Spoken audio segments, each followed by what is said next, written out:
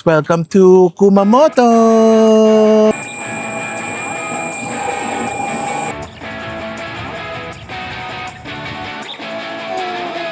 Di kasha!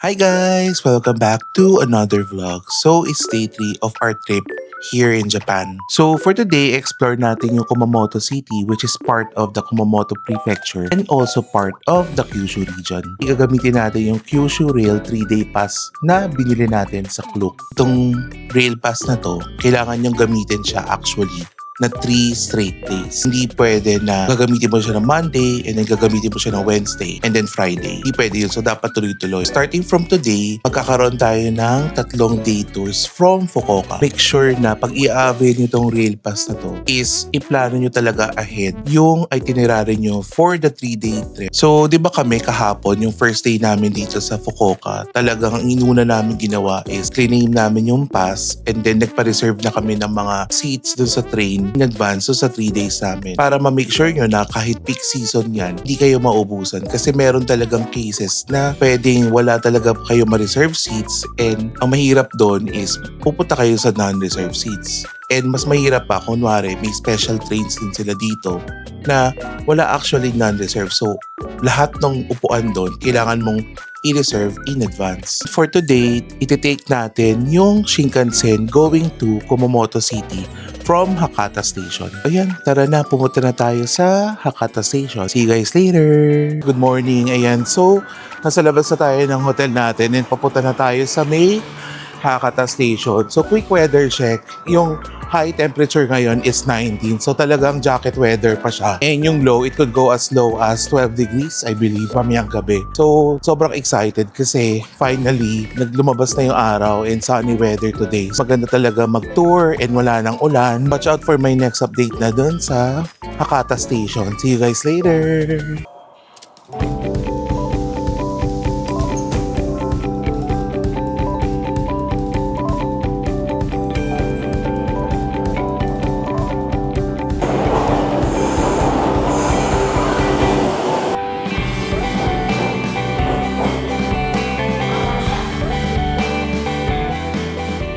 Nandito tayo sa may Hakata Station na.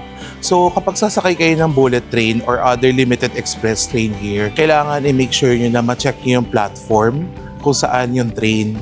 So typically, may hahanapin kayo ditong signboard na nandun yung train number nyo, nandun yung destination, and nandun din yung time ng train nyo mismo. So whether JR line ba yung sasakyan nyo or Shinkansen. So hanapin natin muna yung signboard and tignan natin kung may platform assign na sa atin. So make sure na tingin lang kayo dito. So tayo, since sa Kumamoto Shinkansen yun, i-follow nyo lang yung Shinkansen na sign arrow para mapunta kayo dun sa mismong gate. Since maaga pa tayo, mag-check tayo dito ng mga store. So pwede tayong bumiling snack. Kasi maganda naman pag mga Shinkansen or limited train express yung sasakyan nyo, pwede actually kumain sa train. So hindi lang sa mga subway. So typically ito yung mga reserve seats, tapos meron din siyang tray table na pwede talaga kayo kumain. So hanap tayo ng mga snacks dito. Bendahan to ng Ekibento. Custom na yan sa mga locals dito na kapag magsishinkansen, since pwede kumain. So typically mga rice yan or sushi. Marami ditong choices. Guys, ito yung sikat na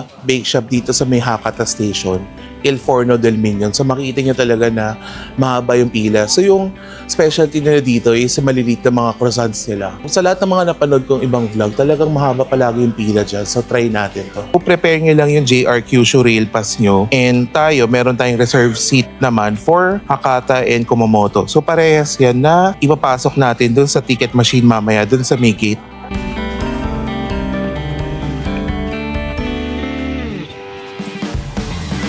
So ito guys, yung departure information. So ayan yung train name niya, number, time, and destination. So yung train natin is Sakura 743, 928 bound for Kagoshima. So ito siya, hintayin nyo lang yung English pero platform 15 siya. So makikita nyo naman dito na not necessarily nakalagay sa destination na yung puntahan nyo kasi yun yung pwedeng last stop ng train na yun. So dito sa mga stop stations makikita nyo kung saan dadaan yung train na yun. Shinto, Su, Kurume, Kumamoto. Ayan, so Kumamoto tayo. Tapos total of 8 cars yan.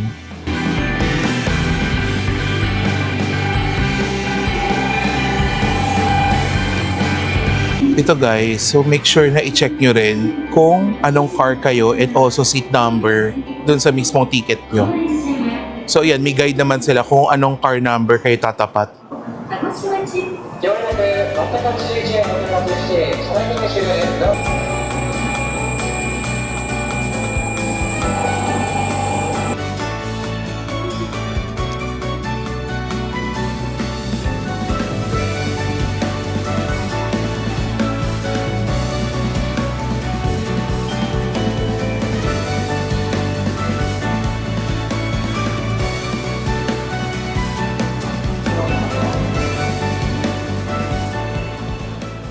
So nandito na tayo sa may Kumamoto Station na Shinkansen. So yung whole trip natin, I think mga 40 minutes lang siya. Napakabilis lang. So nag-snack lang tayo kanina. And ngayon, ang pupunta na tayo sa ating first stop dito sa Kumamoto, which is the Kumamoto Castle. Actually, hindi pa ako familiar sa transportation nila dito. Check natin sa Google Map kung ano yung best route. Tasha! So guys, ayan ang world famous na si Kumamon, ang official mascot ng Kumamoto. So kaya yung napili nila kasi meron ditong local na black bear. Pero actually, may nakikita rin ako sa Taiwan na ganyan. So baka same species lang din sila. Makikita niyo yan all over Kumamoto sa mga souvenirs. Anyway, labas na tayo dito sa main station. Kung fan kayo ng One Piece, another side trip na pwede nyo gawin is hanapin nyo itong mga statue ng mga One Piece characters all around the Kumamoto Prefecture. Pero alam ko, located din to sa ibang picture. So, of course, ang kilala lang natin, di kasi ako nanonood yan, si Luffy. So, lumabas na kami dito sa may Kumamoto Station. So, magte-take na lang tayo ng local bus that it would take around 20 to 30 minutes going to Kumamoto Castle. So, search nyo lang sa Google yung route nyo. So, yung sa bus na sasakyan namin, it will stop dito sa platform 2. So katabi naman ng mismong station, nandito na yung mga platform ng bus. Sakay na muna tayo dun sa ating local bus. So far, ito yung nakikita natin sa labas ng Kumamoto Station. So very pa naman siya na modern. Actually, itong station mismo, mukha siyang bago and modern and well connected din naman siya dito sa mga other type of transportation.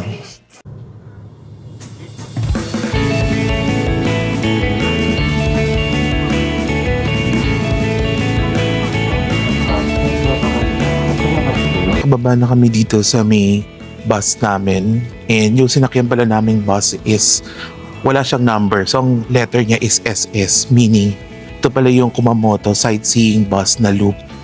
So apparently hindi pala pwede gamitin dito yung IC card nito. So trinay namin gamitin yung Suica, hindi gumagana. So buti na lang, pwede namang tumatanggap naman sila ng cash.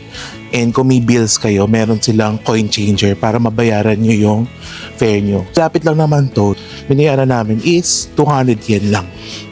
Anyway, meron pa tayong 600 meter walk going to Kumamoto Castle.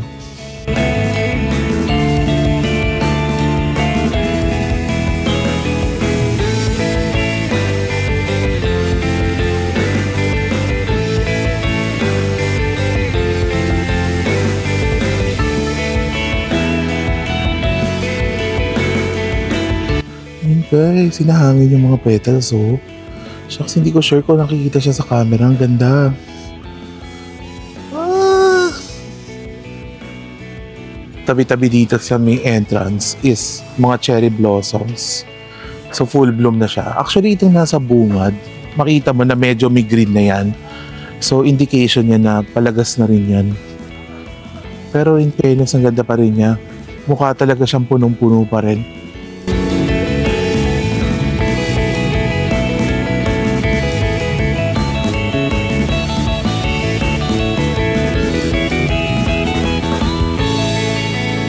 quick trivia lang dito sa Kumamoto Castle. So actually nagkaroon ng earthquake dito sa Japan noong 2016 na may mga parts dito ng Kumamoto Castle na nasira. So up until now, I believe undergoing pa rin yung renovation or yung reconstruction ng parts na ng castle. So dito sa harap makikita ko na may mga naka-cover pa na mga bato-bato yung mga walls nila. So part din yan ng nire-renovate pa nila. Yan, makikita nyo, nakatakip pa siya.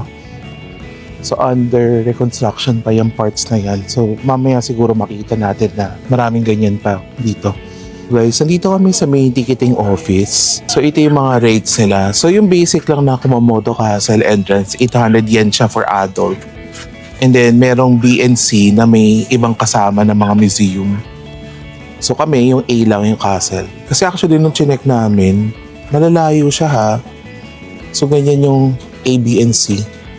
Diba? So doon lang kami sa A. Papasok lang namin tong Kumamoto Castle.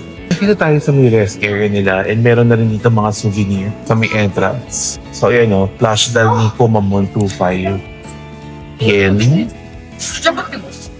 Ayan. So maraming mga types of souvenir. So ito meron pang nail cutter, poster, notebook na puro may mga Kumamoto Castle.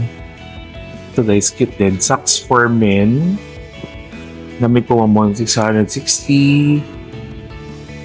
Meron din dito towel ni Kumamon 770. And meron din ditong yan, towel ng Kumamoto Castle, 500. Ito guys, so kung interested kayo dun sa mga puzzle, so pwede mong gawin ito 3D paper puzzle, 890. So, meron dito parang Lego naman, 1,850. Medyo mahal din ha. So ito naman, yung metal pa, 3,190. Naman, yung ref magnet lang, meron dito yung maliit lang na 480. Ayan. So may picture ng Kumamoto Castle. Tapos meron naman din dito yung lantern na may picture ng castle. So yan, 550 yan. Ano ba ng cute? Tingnan nyo. O, diba? Pati water bottle. Kumamoto Castle din. So ito, dalawa, 850. So yan, napakamahal na water. Ayan guys, nandito na tayo sa may entrance ng Kumamoto Castle. So ang ganda, sakto-sakto kasi yung parang bridge na to, nakaline siya ng cherry blossoms. So parang may archway dito ng sakura.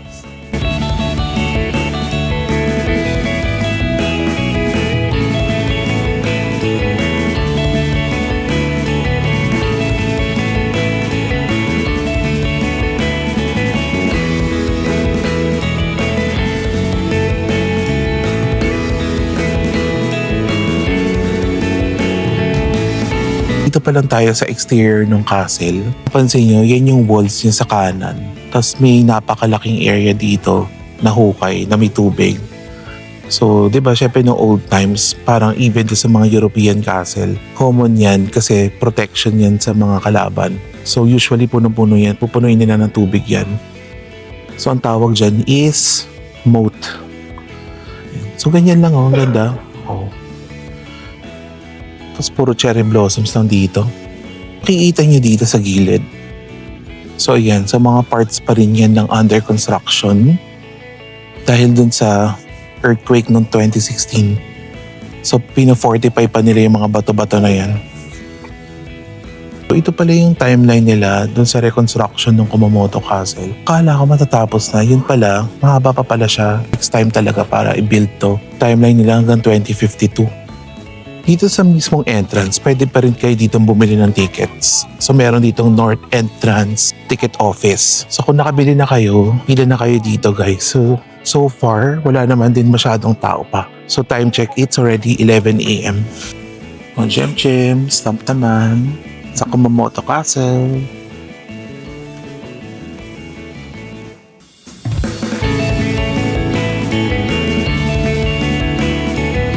Hi! Kaya mo ba? Hindi na. Pahinga muna tayo dito.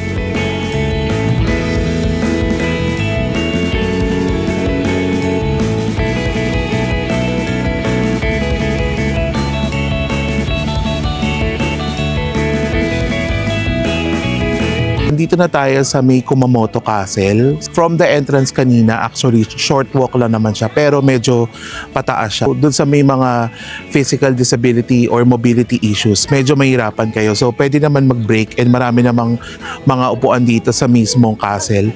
Ginawa namin, so mag-take kayo ng picture dito definitely, and yung iconic picture niya ngayong spring is merong cherry blossoms dito sa tabi niya.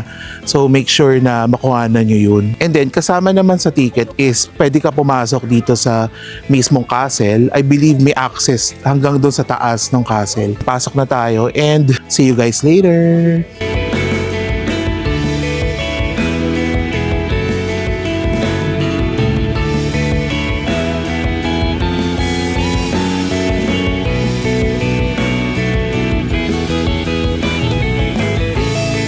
So pag PWD pala and elderly, so pwede niyong gamitin yung elevator dito. So ganyan yung map ng elevator ng buong castle. Ang ganda guys. So may mga museum din dito sa loob actually. And merong mga models dito ng Kumamoto Castle over a period of time.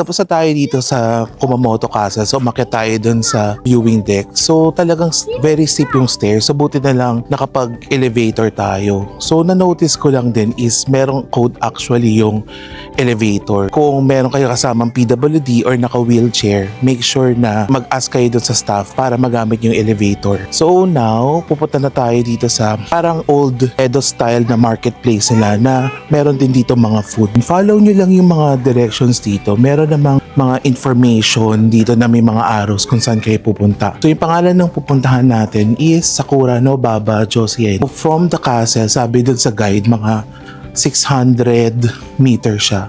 So yun, medyo mahirap ano rin yung walk dito. Nakakapagod din pero wala rin namang ibang exit. So dun din kayo pupunta. So yan, punta na tayo, kain muna tayo at mag-snack.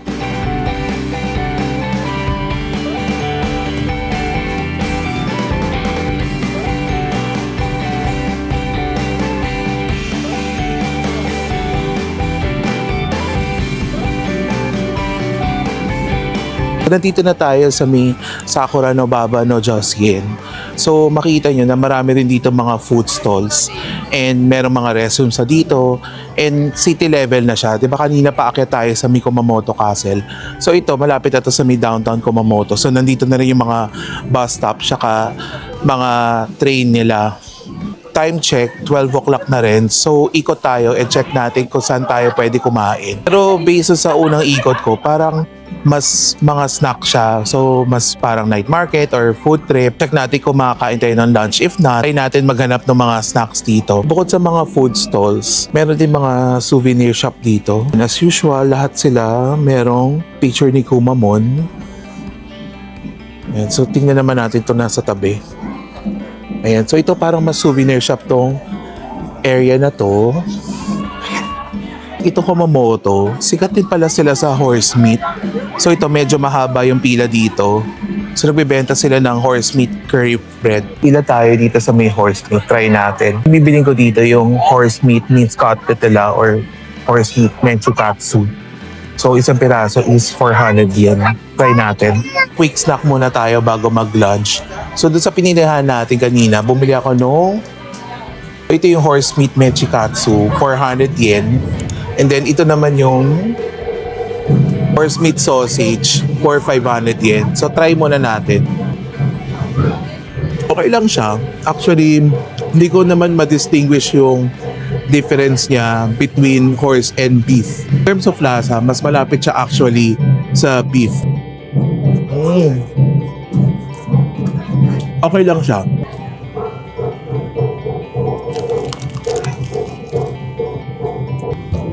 Again, so parang hindi ko na naman ma-distinguish yung difference niya between beef menchikatsu and horsemen. I think okay na rin siya for the price ng 400 kasi syempre tourist spot to, so expect nyo talaga na mas mahal dito.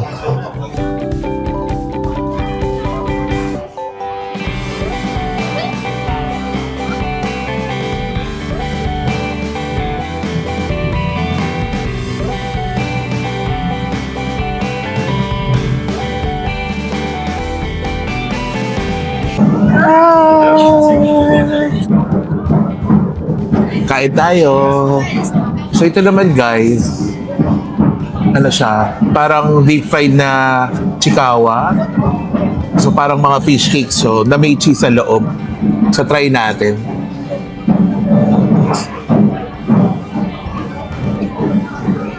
Tapos fairness. O yun yung loob niya. Kain tayo!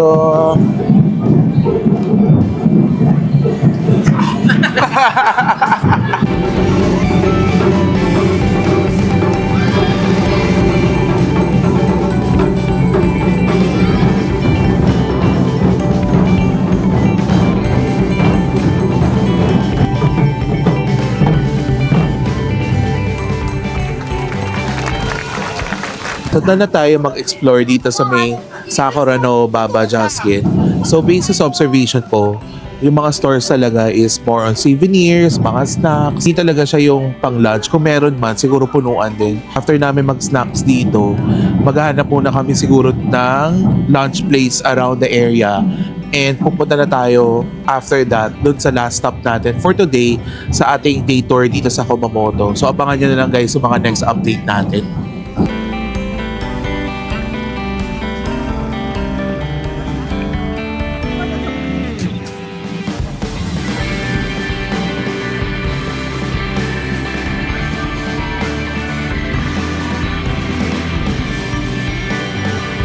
So habang naglalakad kami dito sa may palabas ng Kumamoto Castle, naghahanap na kami ng lunch. Malapit lang pala dun sa exit yung Shimotori Shintengai or Shopping Street.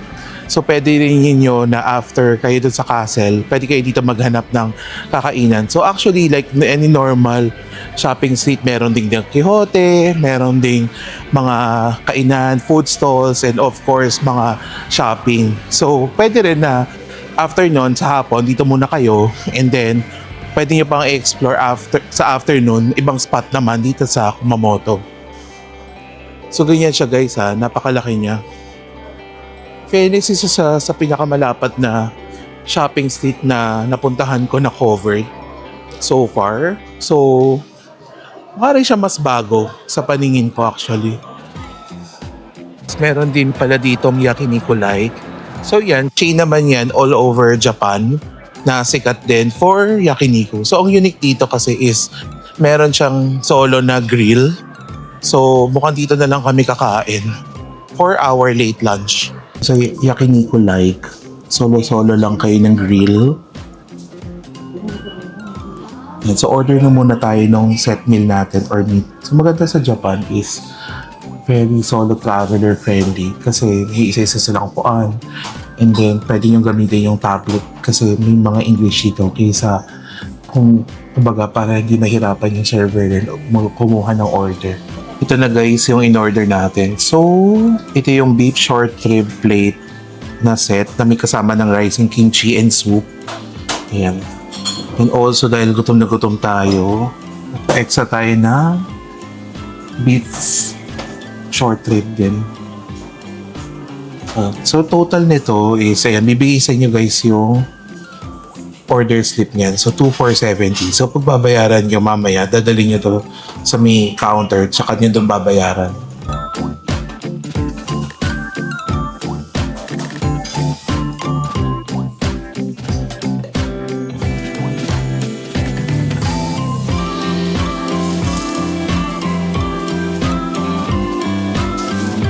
Kain tayo!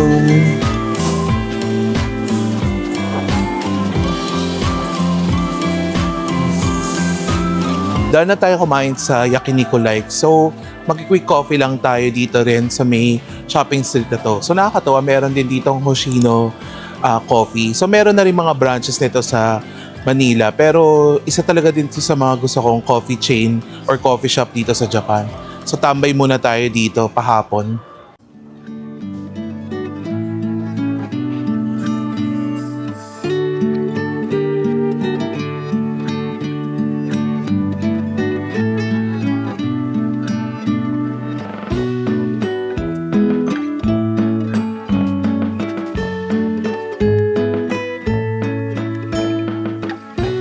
So ayan JM, saan na tayo after natin mag-coffee?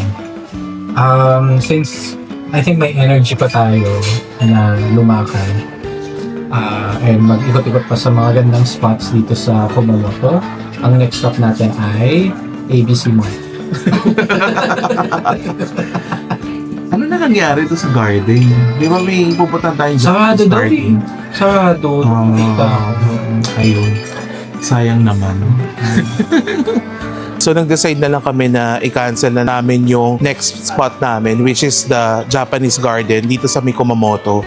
So ang pangalan niya is Suigensi Garden. So I believe hanggang 5 PM lang yun. So you know, as mga tito at titas nyo, talagang pinili na lang namin na after dun sa Kumamoto Castle, mag-relax dito. So after namin kumain, nag-coffee, and then ngayon naglalakad na lang kami dito sa shopping street. Okay lang naman yun guys ha, kung hindi nyo talaga kayanin or hindi nyo makumpleto yung itinerary nyo, okay lang yun, basta nag-e-enjoy kayo. Especially sa mga first-timers, kung makapunta kayo dito, sobrang matutuwa kayo sa shopping.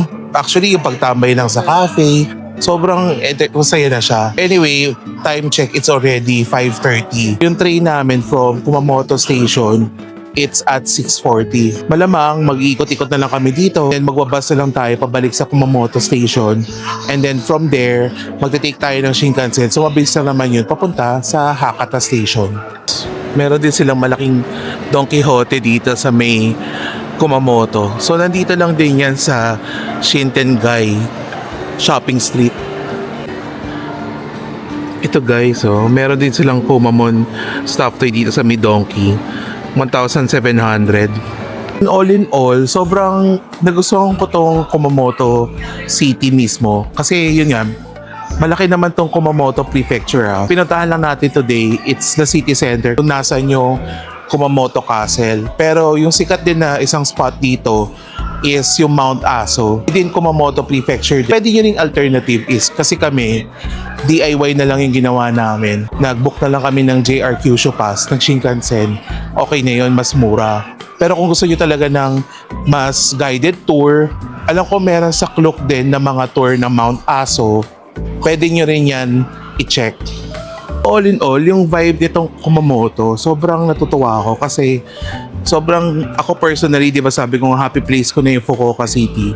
Pero nakakatuwa kasi mas chill pa pala to. Ewan ko ba, parang nung naglalakad lang kami sa mga kalsada, mas konti yung tao. Even dito sa mismong city center na, konti rin yung tao. And siguro yung mga buildings, mga mas mababa. After nyo siguro ma-explore yung mga Tokyo, Osaka, try nyo na talaga pumunta dito sa Fukuoka, Kyushu area para ma-feel nyo naman yung siguro mas malapit sa day-to-day life sa mga Hapon. So anyway, dami ko na nasabi pero sobrang tuwa talaga ako sa experience natin dito sa Kumamoto. So dahil dyan, magsabakay na tayo ng bus pabalik sa Kumamoto Station. So see you guys later!